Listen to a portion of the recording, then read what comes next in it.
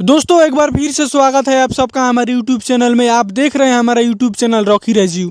दोस्तों खेसारी लाल यादव का आज ग्लोबल म्यूजिक जंक्शन से एक मूवी का ट्रेलर रिलीज हुआ है और उस मूवी का नाम है डांस। क्या ही ज़बरदस्त एक्शन से लेकर भरपूर उसमें सीन दिखाया गया है और उसमें एक गाना भी है जो गाना अभी तक रिलीज नहीं हुआ है, केवल एक ही गाना रिलीज हुआ है और वो गाना इस मूवी में ट्रेलर में नहीं दिखाया गया है।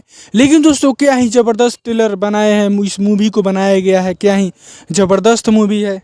दोस्तों इसमें का बैकग्राउंड म्यूजिक जिसको हम बोलते हैं बीजीएम, जो आप लोग ने साउथ मूवी में देखा होगा, बहुत ही धाकड़ धाकड़ रहता है, जैसे रोलेक्स में है, मार्को में है, वैसा ही इसमें भी भोजपुरी मूवी डांस में ही खेसारी लाल यादव का क्या ही ज़बरदस्त बीजीएम लगाया गया है। बहुत ही तगड़ा वाला, एकदम मार्को के जैसा फीलिंग आ रहा है, बहुत ही बेजोड़ है।